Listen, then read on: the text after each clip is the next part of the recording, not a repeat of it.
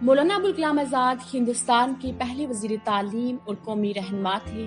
مولانا ابوالکلام آزاد 1888 عیسوی میں مکہ معظمہ میں پیدا ہوئے۔ ان کا اصل نام محی الدین احمد تھا۔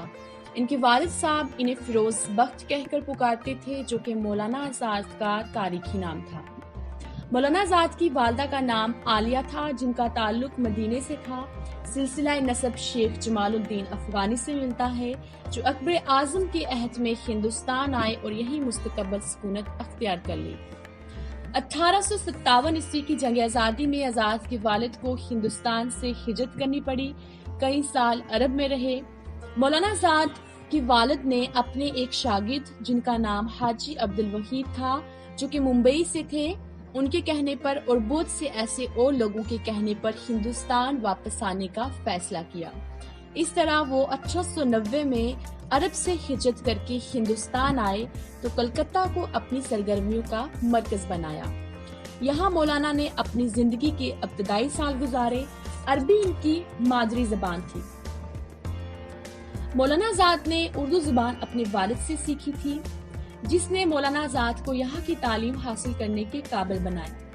انہوں نے اپنے والد کی نگرانی میں رہ کر 4 سال میں درس نظامی کے لیے کوالیفائی کیا، جسے معمول کے مطابق 14 سال مکمل ہونے میں لگتے ہیں۔ وہ 14 سال کی عمر میں پپل ٹیچر بن گئے اور اورینٹل انداز میں علم کی ہر شاخ کا مطالعہ اور پڑھانا شروع کیا۔ مولانا آزاد کی ذہنی صلاحیتوں کا اندازہ اس سے ہوتا ہے کہ انہوں نے 15 سال کی عمر میں ماہوار جریدہ لسان الصدق جاری کیا، جس کی مولانا الطاف حسین حالی نے بھی بڑی تعریف کی تھی۔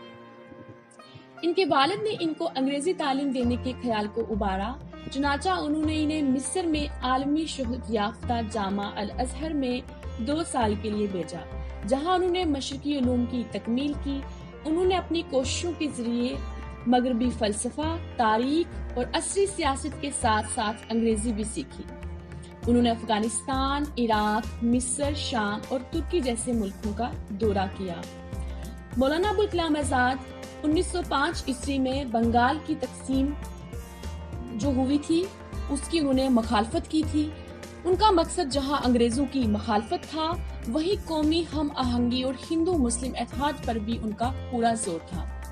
انہوں نے اپنے اخبارات کے ذریعے قومی وطنی جذبات کو بیدار کرنے کی کوشش کی۔ مولانا آزاد نے پیغام اور لسان الصدق جیسے اخبارات اور رسائل بھی شائع کیے اور مختلف اخبارات سے بھی ان کی وابستگی رہی۔ 1912 عیسوی میں مولانا آزاد نے الحلال نکالا۔ یہ اپنی طرز کا پہلا پرچہ تھا۔ ترقی پسند سیاسی تخیلات اور عقل پر پوری اترنے والی مذہبی ہدایت کا گہوارہ اور بلند پایا سنجیدہ ادب کا نمونہ تھا۔ الحلال کے بند ہونے کے تقریباً 1 سال بعد ابوالکلام آزاد نے البلاغ نکالا تھا۔ البلاغ کا پہلا شمارہ 1915 عیسوی کو نکلا تھا اور آخری شمارہ 1916 عیسوی کو۔ مولانا آزاد سیاسی محاذ پر بھی سرگرم رہے۔ انہوں نے تحریک عدم تعاون، ہندوستان چھوڑ دو اور خلافت تحریک میں بھی حصہ لیا۔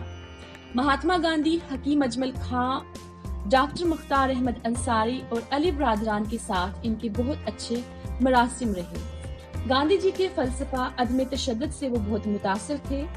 گاندھی جی کی قیادت پر انہیں پورا اعتماد تھا۔ گاندھی جی کی افکار اور نظریات کی تشہیر کے لیے انہوں نے پورے ملک کا دورہ کیا۔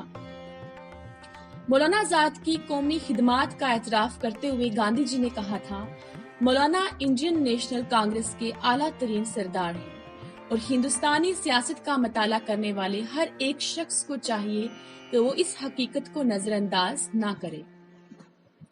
مولانا آزاد اپنی تقریر میں نہایت ہی جذباتی اور انقلابی تھے، مگر ان کے سیاسی نظریات جو تھے وہ جذبات کی پیداوار نہیں تھے۔ مولانا آزاد کی شخصیت کا اعتراف کرتے ہوئے پنڈت جواہر لال نہرو نے کہا تھا کہ میں سیاست کا طالب علم ہوں اور میں نے سیاست کی کتابیں ہندوستان میں سب سے زیادہ پڑھی ہیں۔ یورپ کے دورے میں سیاست کا قریب سے مطالعہ کرنے کا جو ہے وہ موقع ملا اور میں سمجھتا ہوں کہ میں سیاست کے اعلیٰ ترین علم سے جو ہے وہ واقفیت حاصل کر لی ہے، لیکن جب ہندوستان پہنچ کر مولانا آزاد سے باتیں کرتا ہوں تو معلوم ہوتا ہے کہ وہ بہت آگے ہیں۔ مولانا آزاد ایک اہم قومی لیڈر کی حیثیت سے ابھرے۔ وہ کانگریس پارٹی کے صدر بھی رہے۔ تحریک آزادی کے دوران انہیں جیل کی مشقتیں بھی سہنی پڑی۔ اس موقع پر ان کی شریک حیات زلیخا بیگم نے ان کا بہت ساتھ دیا۔ مولانا آزاد نے ہندوستان کے آئین کا مسودہ تیار کرنے کے لیے تشکیل دی جانے والی آئین ساز اسمبلی میں بھی خدمات انجام دی۔ یہ 1952 میں اور 1957 عیسوی میں لوک سبھا کے لیے الیکٹ ہوئے۔ انہوں نے دہلی یونیسکو جنرل کانفرنس کے صدر کی حیثیت سے خدمات انجام دی۔ جنوری 1947 عیسوی میں مولانا ابوالکلام آزاد عبوری حکومت میں شامل ہوئے، جب واشنگٹن میں آصف علی کو بھارت کا سفیر یعنی ایمبیسڈر مقرر کیا گیا۔ ہندوستان کی آزادی کے بعد مولانا آزاد ملک کے وزیر تعلیم بنائے گئے۔ انہوں نے وزیر تعلیم کی حیثیت سے بہت اہم کارنامے انجام دیے۔ مولانا آزاد نے انڈین انسٹیٹیوٹ آف ٹیکنالوجی قائم کیا اور یونیورسٹی گرانٹ کمیشن کی بنیاد میں بھی اپنا حصہ ڈالا۔ اس کے علاوہ دیگر تکنیکی، تحقیقی اور ثقافتی ادارے انہی کی دین ہے۔ مولانا آزاد کو قدرتی وسائل اور سائنسی تحقیق کے قلمدان کا اضافی چارج دیا گیا۔ انہوں نے ہندوستان اور مشرق کے دوسرے ممالک کے درمیان ثقافتی رابطوں کو قائم اور مضبوط بنانے کے لیے ایک آرگنائزیشن برائے ثقافتی تعلقات کے نام سے شروع کی۔ وزیر تعلیم کی حیثیت سے ان کی تقاریر خوش قسمتی سے حکومت ہند کے آشاتی تقسیم کے ذریعے جمع اور شائع کی گئی ہیں، جس میں ہمیں معلوم ہوتا ہے کہ وہ تعلیم کے مختلف مراحل سے متعلق مولانا کے پختہ خیالات نے سب سے زیادہ واضح طور پر وضاحت کی ہے۔ مولانا آزاد صرف ایک سیاستدان نہیں بلکہ ایک صاحب طرز ادیب، بہترین صحافی اور مفسر بھی تھے۔ انہوں نے شاعری بھی کی، انشائے بھی لکھے، سائنسی مضامین بھی تحریر کیے، علمی و تحقیقی مقالات بھی لکھے، قرآن پاک کی تفسیر بھی لکھی۔